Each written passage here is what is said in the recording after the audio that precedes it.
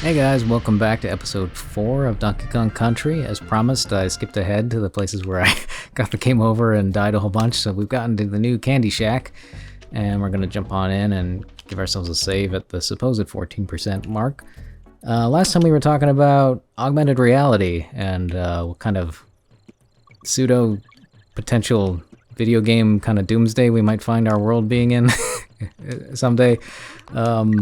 By no means a certainty. I could see video games going in many other potential directions.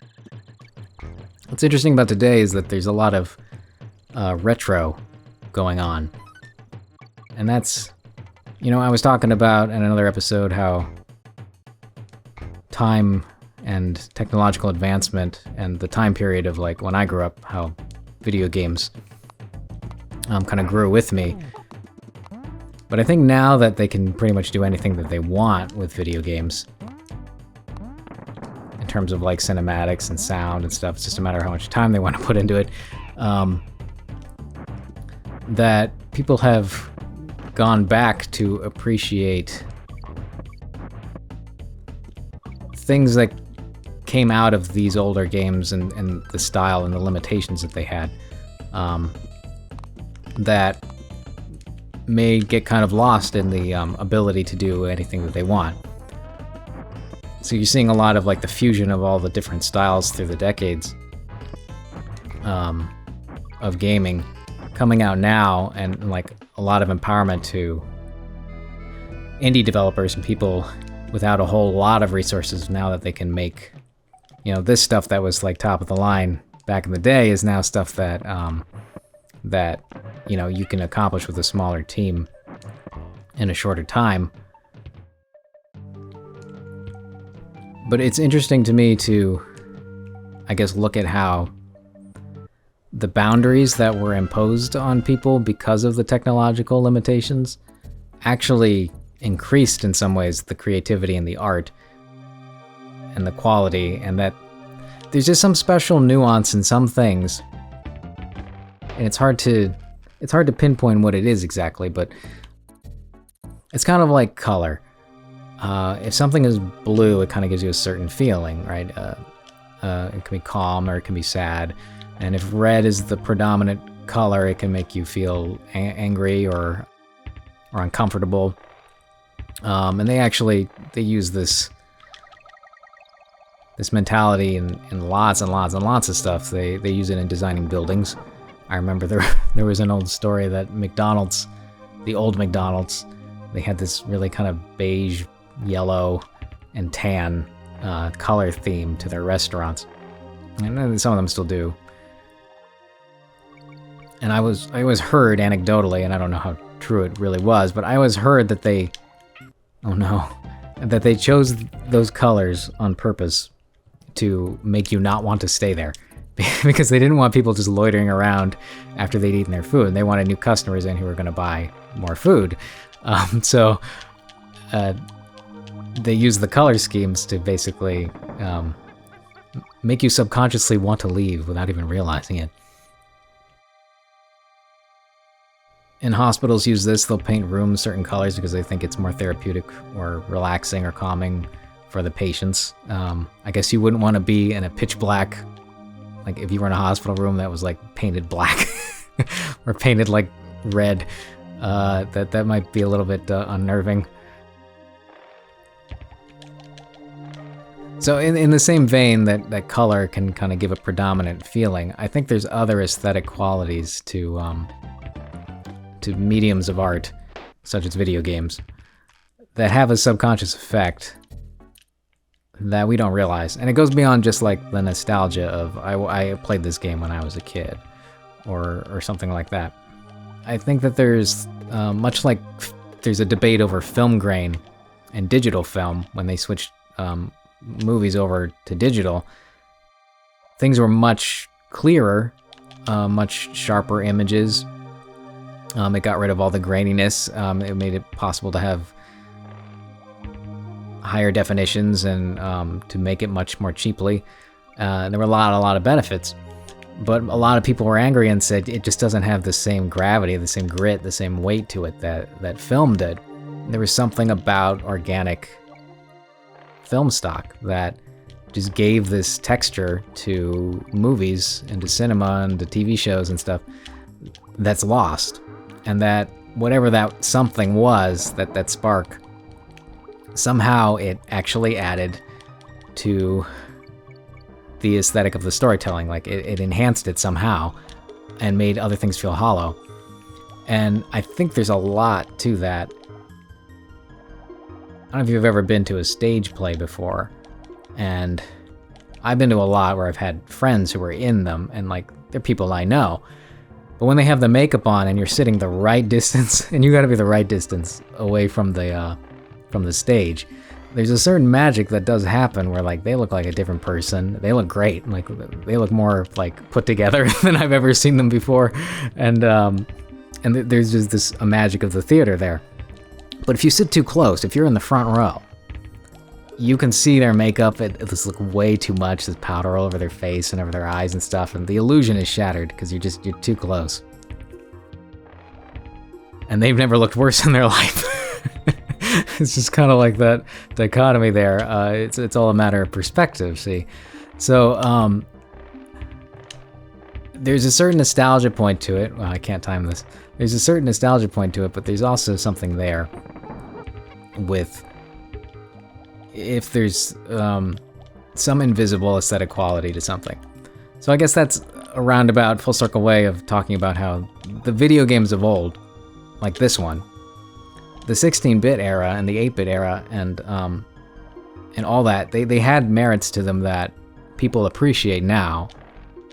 And so even though they financially can do different things, they go out of their way to try and recapture something, some essence of something that was beautiful in these old games and bring them to the forefront now. So new games that are coming out, things like the Shovel Knight series and like a lot of indie stuff, are embracing the old look and the old style and then trying to add new elements to it, which is really neat.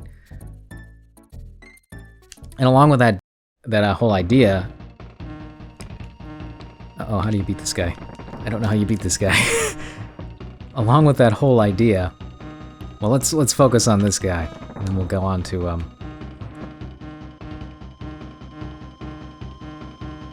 So, okay. My instinct was to say that because he was red, I couldn't touch him anymore, but I don't think that was true. It was just indicating to me that his pattern had shifted.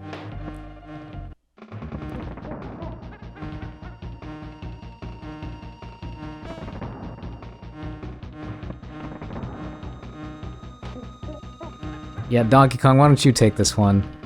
Because, I don't know why. Because I accidentally hit that button and... Yeah! Well, there goes Donkey Kong. I do like that they don't really die so much. They just kind of, run away. Donkey Kong just, like, gets freaked out a little bit and runs away. Which is understandable because that bee is significantly large. And if you have a bee allergy, it's basically My Girl. And if you've never seen My Girl, don't bother, but it has a sad scene in it. It involves bees. Okay. I'm hoping that... Oh, no. See, that's a game over. That is a game over. But we're not going to follow our normal rule that prevents me from moving forward, because this is a boss and you kind of want to see the boss die, so I'm just going to restart my save state. That didn't happen. You didn't see me die or anything. And I certainly didn't use a save state to get back here right away. Okay. I don't think I can hurt him when he's red. I think I just got to avoid him. Yeah, he just destroys the barrel. Although it does help me to push him around a little bit. So this is just it's just ye old timing thing. Sure wish Diddy Kong hadn't left.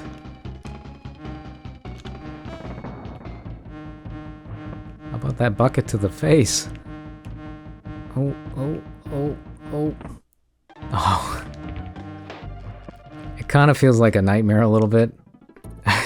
Just this giant bee just like lurching in giant arcs towards you, and there's no way to avoid him. And you're surrounded by enormous bananas. That does seem like a dream I would have. So it's not that his pattern is difficult, it's just that I don't know, somehow it feels like you legitimately can't avoid it no matter what you do. Which, oh, well then you just do things like that aren't very helpful. Plus, he blends with the bananas a little bit.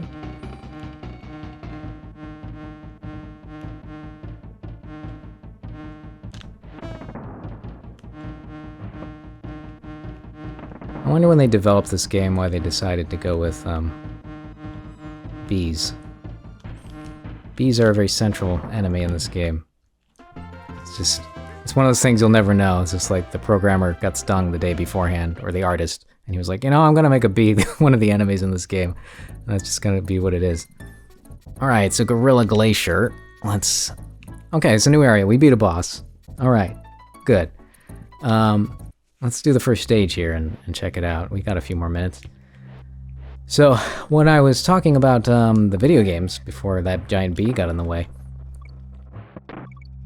and how people are embracing the old styles, I think art in general, if I can get really on a high horse and sound really pretentious here, art in general is well, I think one of the things that people don't think about too much is how much money actually affects the quality of art and the content of art. To the point where and I don't mean that in a cynical, like, negative way, like, oh, it's about the money or something like that. I mean, like, legitimately, what makes a lot of art great is its boundaries, and that the artist only had so many tools, or only had so much skill, and in the case of video games or films or things like that, there we go. In the case of art and films and stuff, and games, the crew that you have, the amount of talent and time that they have, the demographic that you're trying to appeal to, the sponsors that are investing, and what their needs are for, like, what they want you to convey, like what segment of the market, like what are the age groups we want you to appeal to, what channels are this gonna show up on, what's the political environment like in the world today, what are our relationships with other people, other countries and stuff. All of those things in a very strange way come together to, well, define your time period, but also define the boundaries and the parameters of how you're going to approach making something. Like, a lot of times people can't get rights to certain music, and so they make, like, their own music, or they make something that sounds similar, and that's a creative choice that's done and changes the outcome.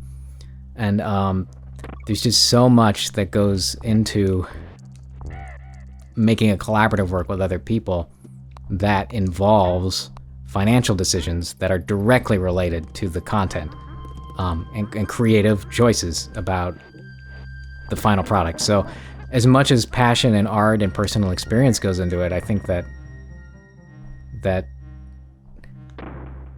money is, art as a business in a certain degree, like, is always a factor of deciding what's going to be made. Like, people wouldn't make something if they couldn't sell enough of it to justify it. Like, Star Wars films were made a lot because people bought Star Wars stuff.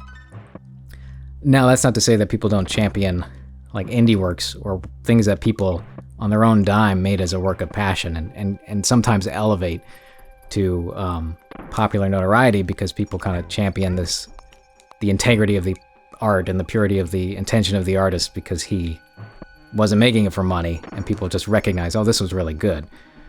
And that happens, and it's great when it does, and it comes from a different perspective. But it doesn't necessarily, I guess, make mainstream art and stuff bad just because it has money elements to it.